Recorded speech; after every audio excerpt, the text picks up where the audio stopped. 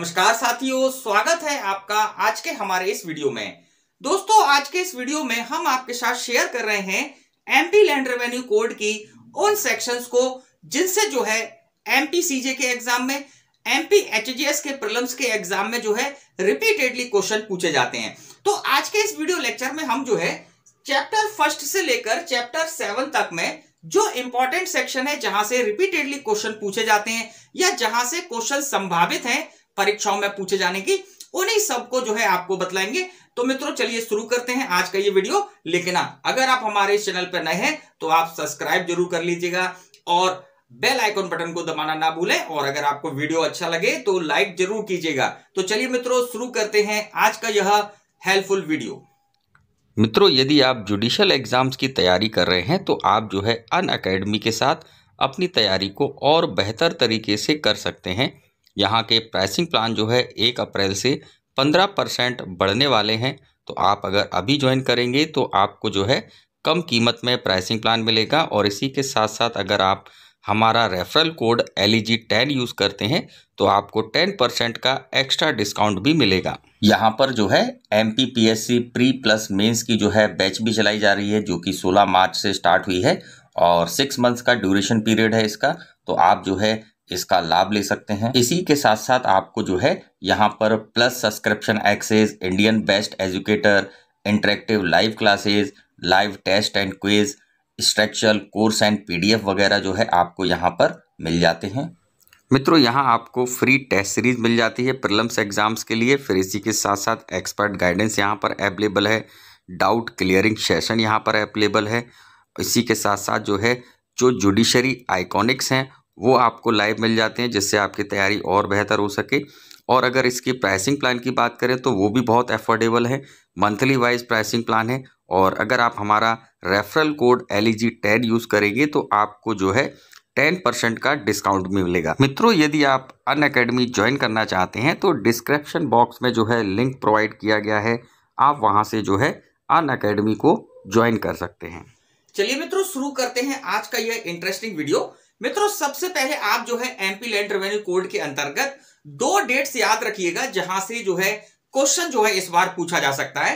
एक तो डेट है एमपी लैंड रेवेन्यू कोड की इन्फोर्समेंट डेट, है ना, कि MPLRC जो है कब से लागू की गई। तो ये डेट क्या है? 2 अक्टूबर 1959 से जो है MPLRC लागू की गई। तो आपको ये डेट जो है याद रख लेनी है। फिर इसके बाद जो है MP land revenue code amendment act 2018 मतलब 2018 का जो संशोधन है वो किस डेट से इन्फोर्स हुआ है, वो किस डेट से प्रभावशील हुआ है। तो ये डेट आपको याद रखनी है।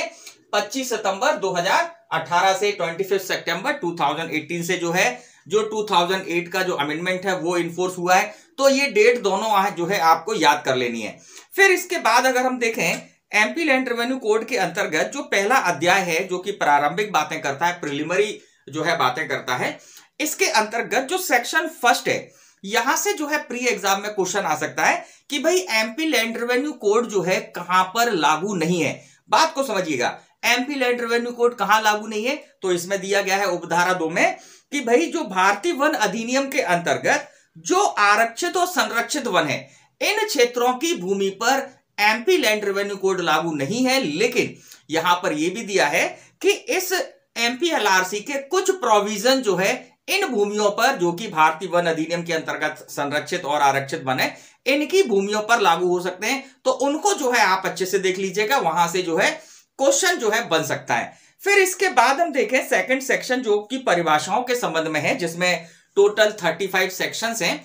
इन सेक्शन से भी जो है प्रीलिम एग्जाम में क्वेश्चन बन सकता है। तो सबसे पहले जो इंपॉर्टेंट सेक्शन है वो है पहली वाली सेक्शन जो कि आबादी को परिभाषित करती है। जैसे कि आबादी की डेफिनेशन में जो है 2018 में अमेंडमेंट किया गया है, तो इस बार एग्जाम के लिए ये इंपॉर्टेंट हो जाती है। यहां पर आपको ध्यान रखना है कि भाई आबादी की डेफिनेशन में 2018 से पहले जो नगरीतर क्षेत्र के किसी ग्राम जो शब्द है, इसकी जगह जो है यहां पर अब क्या हो गया है? ग्राम में के निवासी। केवल यही आपको ध्यान रखना है कि इस अब जो आबादी क्षेत्र जो है वह ग्राम के जो निवासी हैं उनके लिए जो आरक्षित क्षेत्र रखा जाता है, उस क्षेत्र को जो है कह सकते हैं आबादी क्षेत्र यहां पर माना गया है। लेकिन 2018 के अमेंडमेंट के पहले क्या शब्द था वहां पर, नगरेतर क्षेत्र के किसी ग्राम में के निवासियों के लिए। तो इसको आपको ध्यान में रखना है, यहां से जो है आपसे क्वेश्चन पूछा जा सकता है। फिर इसके बाद जो सेकंड डेफिनेशन है जो कि कृषि को परिभाषित करती है, इससे भी जो है प्रीलिम्स एग्जाम में क्वेश्चन बनता है कि भाई कृषि के अंतर्गत क्या नहीं आता है। बात को समझिएगा, एमपी लैंड रेवेन्यू कोड के अंतर्गत कृषि के अंतर्गत क्या नहीं आता है। तो आप जो है सारी सेक्शन को तो आप ध्यान से पढ़िएगा, लेकिन जो इसका लास्ट वाला पॉइंट है, पांचवा वाला, जिसके अंतर्गत क्या बताया गया है, नगरीय क्षेत्र की उपांत सीमा से 5 किलोमीटर से अधिक की दूरी पर स्थित किसी क्षेत्र में कुटकुट पालन या मछली पालन या पशुपालन, यहां से क्वेश्चन आएगा, क्योंकि ऐसा क्षेत्र जो कि नगरीय सीमा से 5 किलोमीटर के बाहर है, वही क्षेत्र जो है किसके अंतर्गत, उसी क्षेत्र में अगर कुटकुट पालन या मछली पालन किया जाता है 5 किलोमीटर के बाहर के दायरे में, तो उसी को जो है कृषि माना जाता है। लेकिन अगर 5 किलोमीटर के दायरे के अंदर अगर कोई व्यक्ति करता है तो वह कृषि के अंतर्गत नहीं आता। तो इसको आप ध्यान रखिएगा, यहां से भी जो है क्वेश्चन बन सकता है। फिर इसके बाद जो अगला जो डेफिनेशन इंपॉर्टेंट है यहां पर, वो है वास्तविक कृषक की, है ना। तो इसको भी आप ध्यान रखिएगा, वास्तविक कृषक के अंतर्गत जो है कौन कौन आता है ना। तो यहां पर जो है ऐसा व्यक्ति जो भूमि पर स्वयं खेती करता है या जिससे युक्तियुक्त रूप से प्रत्याशा की जा सकती है कि वो स्वयं खेती करेगा, तो यहां से भी जो है प्री एग्जाम में क्वेश्चन बन सकता है, इसको ध्यान रखिएगा। फिर इसके बाद हम देखें विकास योजना, है ना, जो F1 वाला आपका जो 2018 में अमेंडमेंट के द्वारा जोड़ी गई है, तो इसको भी आप ध्यान रखिएगा। इससे भी जो है इस बार प्री में क्वेश्चन बन सकता है कि विकास योजना का अर्थ जो है किसके लिया जाएगा। तो यहां पर क्या दिया हुआ है, मध्य प्रदेश नगर तथा ग्राम निवेश अधिनियम 1973 में जो उसका अर्थ दिया वही लिया जाएगा। तो इसको आप ध्यान रखिएगा इस बार के एग्जाम के लिए। फिर इसके बाद हम देखें अगली जो डेफिनेशन इंपॉर्टेंट है वो है खाता, है ना, आई वाला जो है होल्डिंग्स।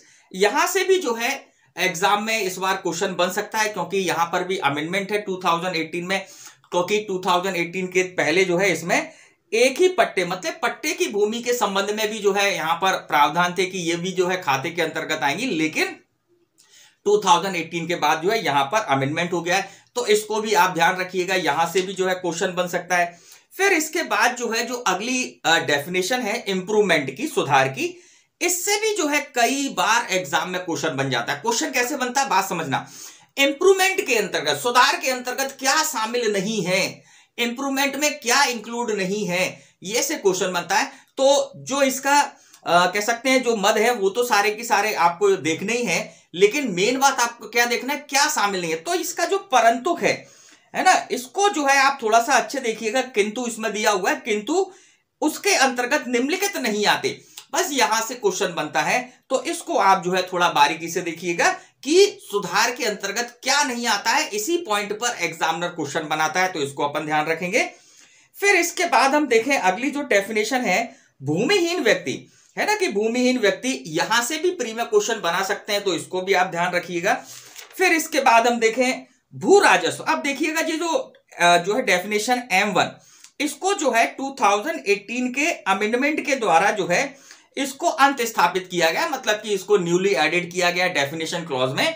तो इससे भी जो है क्वेश्चन इस बार बन सकता है, ध्यान रखिएगा, इसको भी आप जो है अच्छे से देख कर जाइएगा। फिर इसके बाद हम देखें अगला आम कुंज से भी क्वेश्चन बन जाता है कि आम कुंज के अंतर्गत क्या नहीं है, क्या है, तो इसको भी थोड़ा सा बारीकी से आपको देखना है।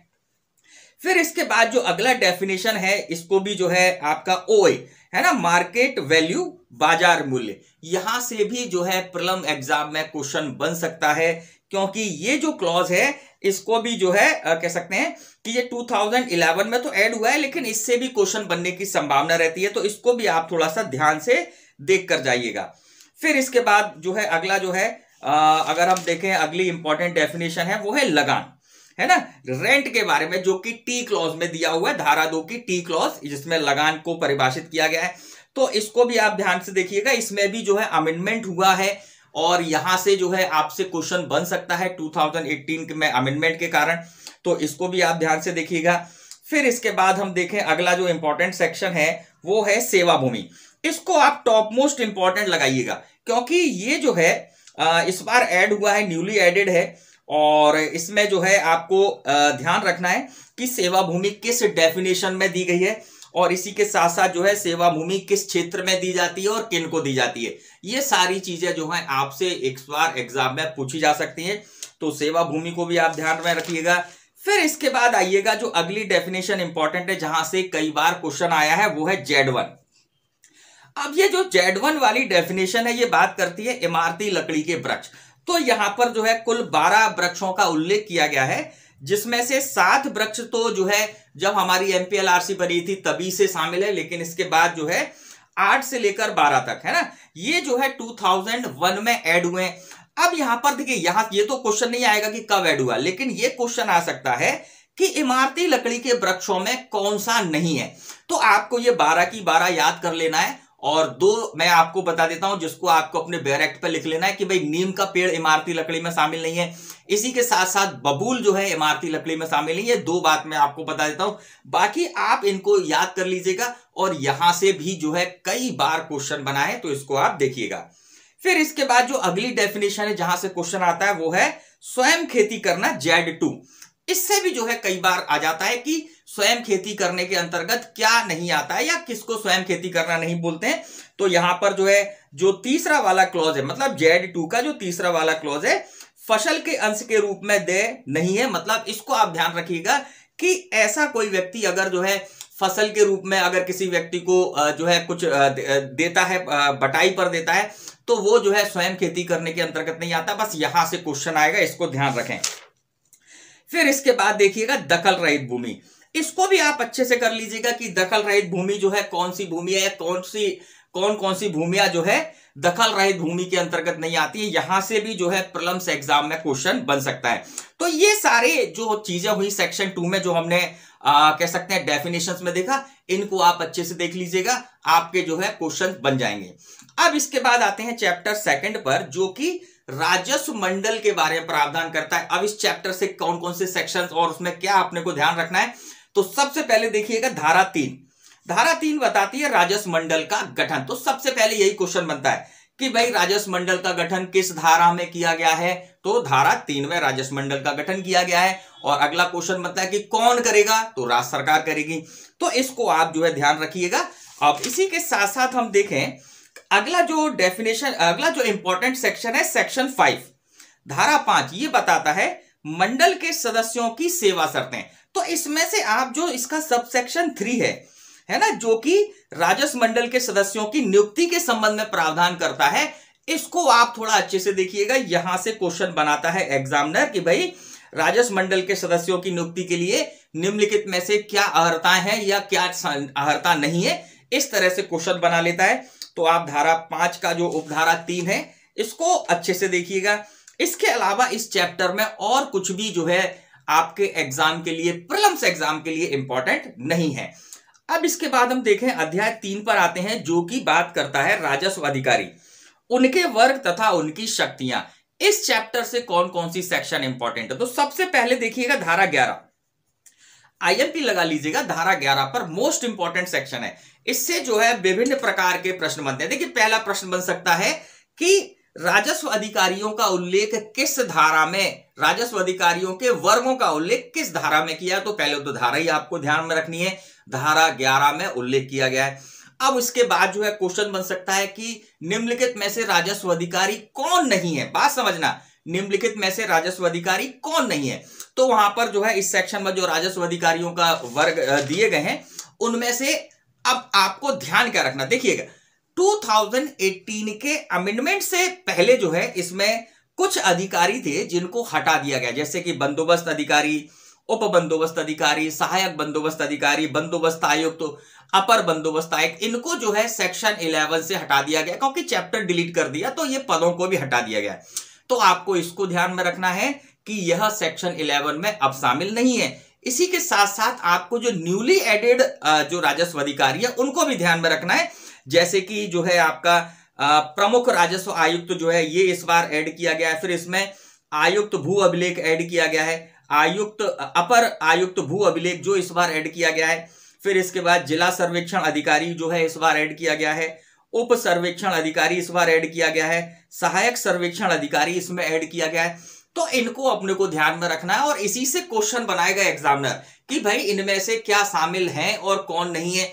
और इसमें एक कह सकते हैं कि ट्रेडिशनल क्वेश्चन भी है कि निम्नलिखित में से क्या शामिल नहीं है, तो इसमें से आपको 3 ऑप्शन दे देंगे और उसके साथ साथ जो है लगा वहां पर आपसे पूछ सकता है, एक ऑप्शन दे सकता है राजस्व अधिकारी, सॉरी आपको दे सकता है ऑप्शन के रूप में राजस्व निरीक्षक, है ना। तो ध्यान रखिएगा राजस्व निरीक्षक जो है यह राजस्व कर्मचारी तो है लेकिन जो राजस्व अधिकारी की कैटेगरी में नहीं आता है। इसी के साथ साथ जो है पटवारी नहीं आते हैं, इसी के साथ साथ जो है कोटवार नहीं आता है। और जो टॉप मोस्ट इंपॉर्टेंट बात है जिससे कई बार लोग कंफ्यूजन में आ जाते हैं कि जो राजस्व मंडल है, बात को समझना, राजस्व मंडल जो है यह भी राजस्व अधिकारियों की कैटेगरी में यहां पर शामिल नहीं है। तो यहां पर क्वेश्चन ऐसा भी बन सकता है कि निम्नलिखित में से कौन राजस्व अधिकारी नहीं है, तो उसमें से जो है 3 ऑप्शन, तो ये जो 19 वर्ग यहां पर दिए गए हैं उनमें से 3 तो यहां से उठा लेंगे और 1 लिख देंगे राजस्व मंडल, तो आप कंफ्यूजन में आ जाएंगे। तो ध्यान रखिएगा कि इस जो लिस्ट है इसमें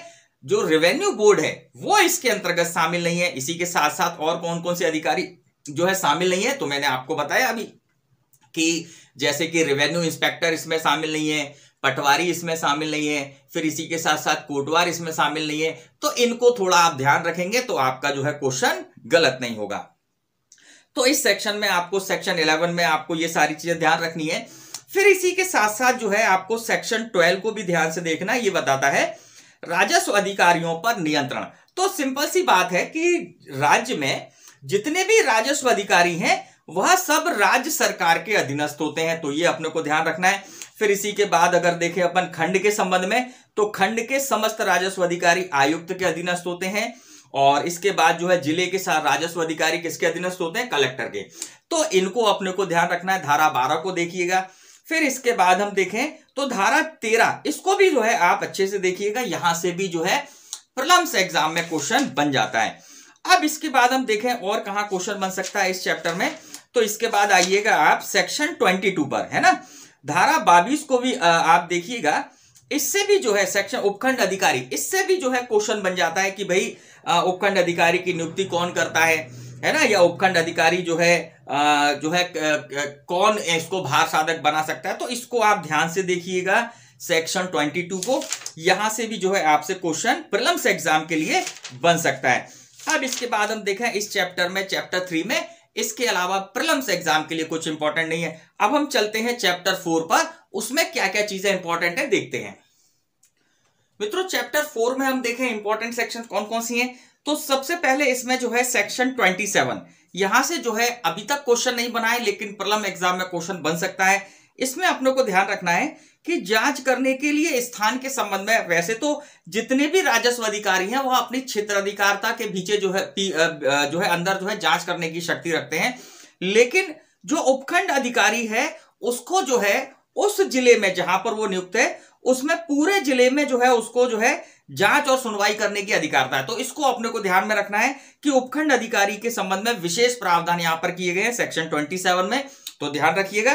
फिर इसके बाद जो हम देखें अगली सेक्शन है सेक्शन 28, ये कहता है भूमि पर प्रवेश करने तथा उनका सर्वेक्षण करने की शक्ति। अब यहां पर ध्यान क्या रखना है जिससे एग्जाम में क्वेश्चन बन सकता है, देखिए 2018 के अमेंडमेंट से इसमें जो है चेंजेस किए गए हैं।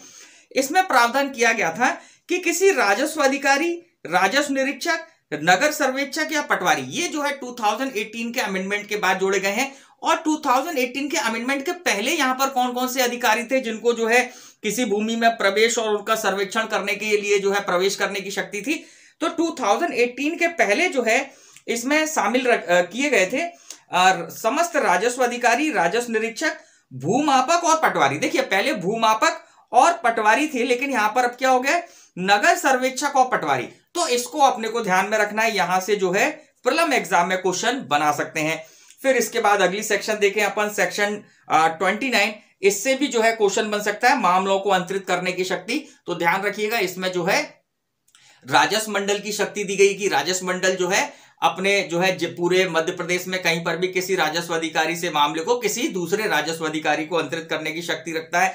इसी के साथ साथ यहां पर आयुक्त को भी शक्ति दी गई है कि भाई आयुक्त जो है जिस खंड में आयुक्त की नियुक्ति है वह उस खंड के किसी एक राजस्व अधिकारी से उसी खंड के किसी राजस्व अधिकारी को मामला अंतरित कर सकता है। तो यहां से भी जो है क्वेश्चन बन सकता है। फिर इसके बाद देखें हम धारा 30, इससे भी क्वेश्चन बन सकता है कि इसके अंतर्गत जो है कलेक्टर को या उपखंड अधिकारी, इन दोनों की मामलों को अंतरित करने की शक्ति दी गई है कि भाई कलेक्टर जो है अपने जिले में किसी राजस्व अधिकारी से मामले को लेकर किसी अन्य राजस्व अधिकारी को अंतरित कर सकता है, या फिर उपखंड अधिकारी जो है मामले को किसी जो है दूसरे को अंतरित कर सकता है। तो इसको आप जो है ध्यान रखिएगा, धारा 30, इससे जो है क्वेश्चन बन जाता है। फिर इसके बाद अगला जो इंपॉर्टेंट सेक्शन है सेक्शन 31, इससे भी जो है एग्जाम में क्वेश्चन बनता है। क्या कहती है सेक्शन? मंडल तथा राजस्व अधिकारियों को न्यायालय की परिस्थिति का प्रदान किया जाना। मतलब यही सेक्शन है जो कि राजस्व अधिकारियों को और मंडल को न्यायालय घोषित करती है। मतलब कि इसके अंतर्गत जो है न्यायालय की प्रतिस्थापना की गई। तो इंपॉर्टेंट सेक्शन है, यहां से क्वेश्चन कई बार बना हुआ है। जैसे कि हम देखें एमपी एडीजे 2000 जो है आपका 2017 में क्वेश्चन बना हुआ है ना। तो इसको अपने को ध्यान में रखना है, यहां से क्वेश्चन बन सकता है। फिर इसी के साथ साथ जो है सेक्शन 32, इसको भी आईएमपी लगाइएगा, इससे भी जो है क्वेश्चन बन जाता है कि राजस्व न्यायालयों की अंतर्निहित शक्तियां किस सेक्शन में दी गई हैं। तो जो है इसको भी आप ध्यान रखिएगा कि अंतर्निहित शक्तियां किस सेक्शन में दी हैं। तो सेक्शन 32 में धारा सहित याद रखना है अपने को इसको। और फिर इसके बाद अगला हम देखें सेक्शन 34। सेक्शन 34 में आपको ध्यान में रखना है कि साक्षी को हाजिर करने के लिए विवश करने के लिए जो आदेशिकाएं जारी की जाती हैं, इसमें अगर साक्षी अगर नहीं आता है तो उस पर जो है जुर्माना कितना लगा सकते हैं। तो इसमें जो है 1000 रुपए तक के जुर्माने के प्रावधान है। तो इसको आप ध्यान में रखिएगा, यहां से भी जो है क्वेश्चन बन जाता है। फिर इसके बाद जो है अगला जो सेक्शन इंपॉर्टेंट है जहां से क्वेश्चन बनेगा वो है सेक्शन 36, धारा 36। इसको आप ध्यान में रखिएगा, जो कहता है सुनवाई का स्थगन। तो देखिएगा सुनवाई के दौरान अगर स्थगन जो है, तो इस सेक्शन में 3 स्थगन को मान्य किया गया है। मतलब कि कोई भी न्यायालय जो है 3 स्थगन दे सकता है सामान्य परिस्थितियों में। तो ये भी क्वेश्चन जो है एग्जाम में यहां से भी क्वेश्चन आ सकता है सेक्शन 36 से, इसको भी ध्यान में रखना है अपने को। फिर इसके बाद अगला हम देखें तो अगली सेक्शन जो है इसमें इस चैप्टर में हम देखें तो अगली सेक्शन इंपॉर्टेंट है सेक्शन 42, ध्यान रखिएगा, धारा 42। अब ये कहती है राजस्व अधिकारियों के आदेश गलती या अनियमितताओं का कारण कब उल्टा जाए। कुल मिलाकर राजस्व अधिकारियों के जो आदेश है उनमें अगर कोई गलती या अनियमितता आ गई है तो उनको कब उल्टा जाना चाहिए। तो सिंपल सी बात है, इसमें दिया हुआ है अगर ऐसी गलती या कारण उसके कारण जो है अनियमितता के कारण जो है वस्तुतः न्याय ना हो पाया हो। मतलब देखिए न्यायालय क्या काम करता है, उसका काम है न्याय करना। अगर किसी गलती से न्यायालय में अगर कोई गलती हुई है और उसके कारण न्याय नहीं हो पा रहा है तो ऐसी कंडीशन में ऐसे आदेश को पलटना आवश्यक है। लेकिन अगर न्याय पर कोई प्रभाव नहीं पड़ रहा है, मतलब न्यायालय का जो न्याय है, जो न्याय वो दे रहा है वो पर्याप्त है, वो सफिशिएंट है, तो ऐसी कंडीशन में ऐसे आदेश को या ऐसी अनियमितता के कारण ऐसे आदेश को पलटने की आवश्यकता नहीं होती है। तो सेक्शन 42 को भी आप ध्यान रखिएगा, यहां से भी जो है आपसे एग्जाम में क्वेश्चन आ जाता है। अब इसके बाद आइए चैप्टर 5 पर, अध्याय 5। यहां से भी जो है कई सारे, वैसे तो पूरा चैप्टर इंपॉर्टेंट है चैप्टर 5, जो कि अपील, पुनरीक्षण और पुनर्विलोपन के बारे में प्रावधान करता है। लेकिन प्रारंभिक परीक्षा में मोस्ट ऑफ कहां से क्वेश्चन आते हैं वो मैं आपको बता देता हूं। वैसे आप इसको अच्छे से ही करिएगा इस चैप्टर को, चैप्टर 5 को, क्योंकि मेंस एग्जाम में तो यहां से क्वेश्चन आते ही आते हैं, है ना। तो प्री के लिए देख लेते हैं। तो सबसे पहले देखिएगा धारा 44, सेक्शन 44 जो है अपील तथा अपील प्राधिकारी के बारे में उल्लेख करता है कि भाई किसकी अपील जो है किसके आदेश की अपील किसको होगी, है ना। प्रथम अपील किसको होगी, फिर उसके बाद सेकंड अपील का भी जो है इसमें प्रावधान है। तो सेक्शन 44 को आपको अच्छे से देखना है, अपील के संबंध में देखना है कि भाई किस अधिकारी के आदेश की अपील जो है, प्रथम अपील किसको होती है, सेकंड अपील किसको होती है, इन सबको जो है आपको सेक्शन 44 में अच्छे से देखना है। फिर इसके बाद आप आइएगा सेक्शन 46, इसको भी आप अच्छे से करिएगा, यहां से भी क्वेश्चन बन सकता है कि कतिपय आदेशों के विरुद्ध कोई अपील नहीं होगी। मतलब कि वे कौन से आदेश हैं जिनके विरुद्ध अपील नहीं होती है। तो इसको भी आप आईएमपी लगा लीजिएगा, इससे भी जो है प्रीलिम्स एग्जाम में क्वेश्चन आ जाएगा कि भाई निम्नलिखित में से किस आदेश की अपील नहीं होती है। तो आपको जो है इस सेक्शन को अगर आपने ध्यान से किया हुआ है तो आपका क्वेश्चन गलत नहीं जाएगा, आपका आंसर जो है सही होगा। तो आप जो है सेक्शन 46 को ध्यान से देखें। फिर इसके बाद सेक्शन 47 ये कहता है अपीलों की परिसीमा। तो देखिएगा 2018 के पहले जो है अपीलों के संबंध में विभिन्न परिसीमाएं दी गई थी, लेकिन अब उनकी जगह जो है केवल एक ही परिसीमा कर दी गई है, 45 दिन, 45 डेज। तो यहां से जो है क्वेश्चन बन सकता है, इंपॉर्टेंट है, आप ध्यान रखिएगा सेक्शन 47 को। फिर इसके बाद आप देखें अगला जो सेक्शन इस चैप्टर में इंपॉर्टेंट है वो है सेक्शन 50, पुनरीक्षण के संबंध में प्रावधान है। तो पहले तो आपको धारा ही ध्यान रखनी है। देखिए धारा 44 भी आपको ध्यान में रखनी है ना, धारा 44 आपको ध्यान में रखनी है, सेक्शन 47 भी ध्यान में रखना है। फिर इसके बाद जो सेक्शन 50 है, यहां से ऑर्डर से भी क्वेश्चन आ जाता है कि भाई एमपी लैंड रेवेन्यू कोड के अंतर्गत पुनरीक्षण के प्रावधान किस धारा में उल्लिखित है। तो धारा 50 आप ध्यान रखिएगा, है ना। और इसमें जो है अंदर अपन देखें तो इसमें आप जो है क्या चीज ध्यान रखेंगे, इसमें जो है आप लिमिटेशन ध्यान रखेंगे कि भाई पुनरीक्षण के संबंध में जो है लिमिटेशन कितनी है, तो वो भी 45 दिन है ना।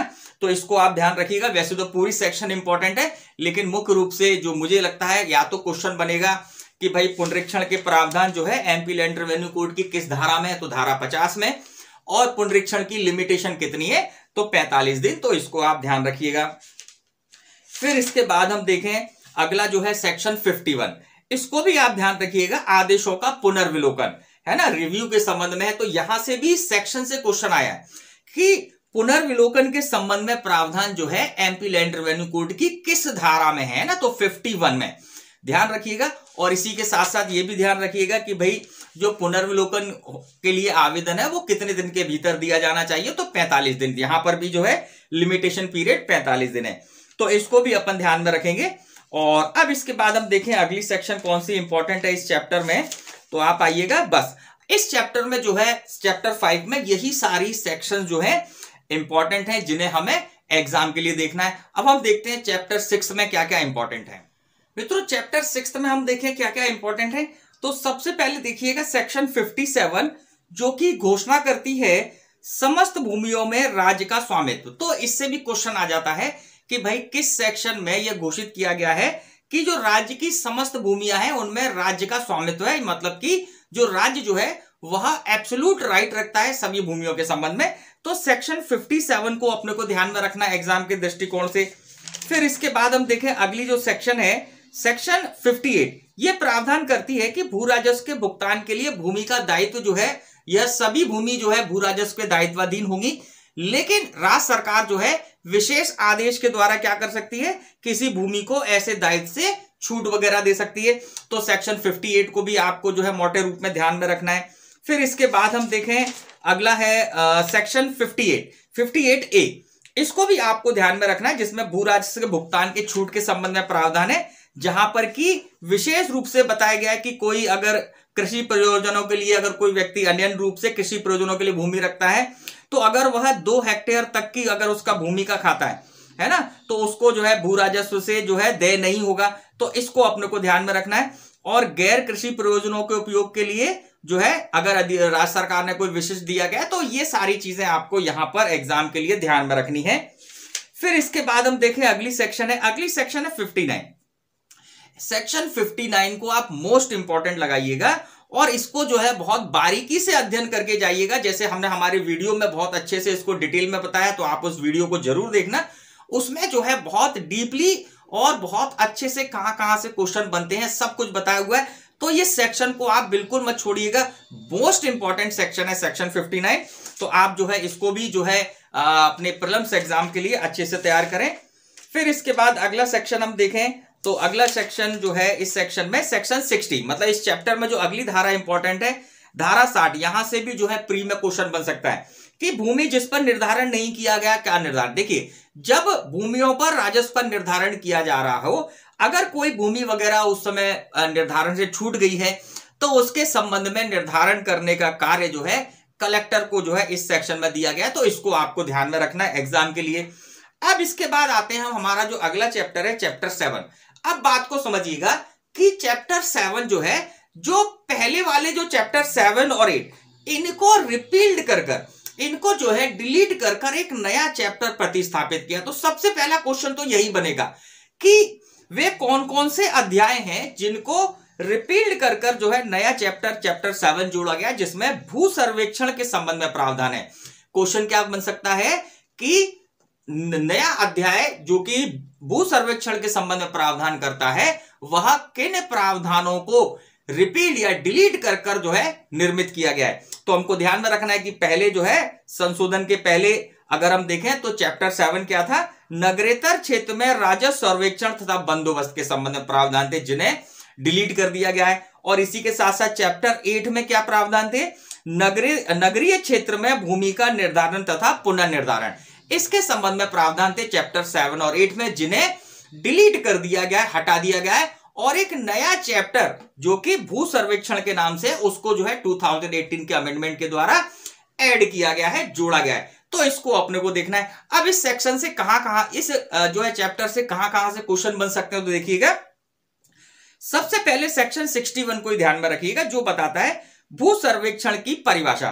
तो इसके अंतर्गत जो है वे सारी क्रियाएं जो कि भू सर्वेक्षण में की जाती हैं उन सब का उल्लेख किया गया है। तो आपको इसको अच्छे से ध्यान में रखना है और आपसे क्वेश्चन बना सकता है एग्जामिनर कि भू सर्वेक्षण की, पहला तो क्वेश्चन बनेगा कि परिभाषा किस धारा में है ना, या फिर क्वेश्चन बन सकता है कि क्या भू सर्वेक्षण के अंतर्गत क्या शामिल है या क्या शामिल नहीं है। तो इस प्रकार से इस सेक्शन से क्वेश्चन बन सकता है प्रीलिम्स एग्जाम में इस बार। तो आप जो है सेक्शन 61 को ध्यान में रखिएगा। फिर इसके बाद जो सेक्शन 62 है ये भी बहुत इंपॉर्टेंट है, जिसमें आयुक्त भू अभिलेख की नियुक्ति के संबंध में प्रावधान है जो कि राज्य सरकार द्वारा की जाती है। देखिए बहुत इंपॉर्टेंट है क्योंकि जो हमने सेक्शन 11 देखी उसमें जो है न्यूली एडेड जो राजस्व अधिकारी है उसमें जो है यह शामिल है और इसकी नियुक्ति जो है सेक्शन 62 में राज्य सरकार करती है। तो इसको अपने को ध्यान में रखना है। फिर इसके बाद सेक्शन 63 को भी ध्यान में रखना है जिसमें अपर आयुक्त भू अभिलेख की नियुक्ति और उनकी शक्तियों और कर्तव्यों के बारे में। तो यहां पर भी हमको ध्यान में रखना है कि इनकी नियुक्ति कौन करता है। सेक्शन 63 में अपर आयुक्त भू अभिलेख, इसकी नियुक्ति करती है राज्य सरकार। तो इसको अपन ध्यान में रखेंगे। इसके बाद आप देखिएगा सेक्शन 64, इसको भी इंपॉर्टेंट लगाइएगा। इसमें बताया गया है प्रस्थापित भू सर्वेक्षण की अधिसूचना, मतलब कि notification of proposal land survey, मतलब लैंड सर्वे का जो प्रपोजल है उसका नोटिफिकेशन कौन जारी करेगा, है ना। तो यहां पर दिया हुआ है आयुक्त भू अभिलेख जो है किसी तहसील क्षेत्र में भू सर्वेक्षण के लिए जो है राजपत्र में उस आशय का एक अधिसूचना प्रकाशित करके प्रारंभ करेंगे।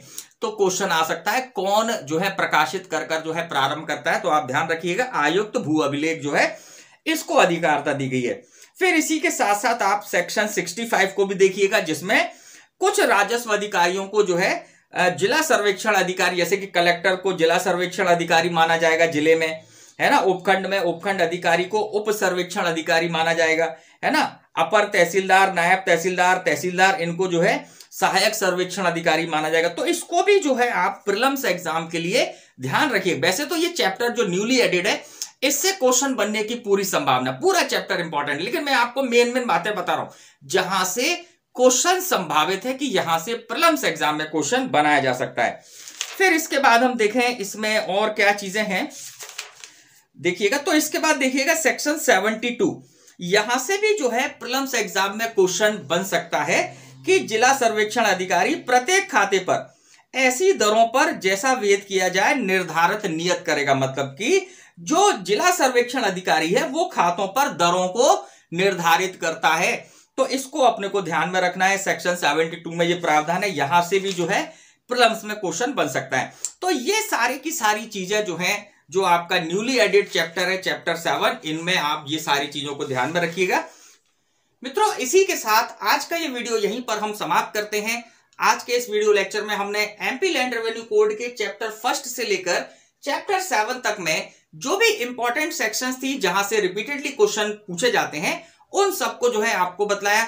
इसके जो रिमेनिंग चैप्टर्स हैं इन्हें जो है हमारे आने वाले वीडियोस में कवर करेंगे। तो चलिए मित्रों, होती है मुलाकात आपसे हमारे नेक्स्ट वीडियो में। नमस्कार, जय हिंद, जय भारत।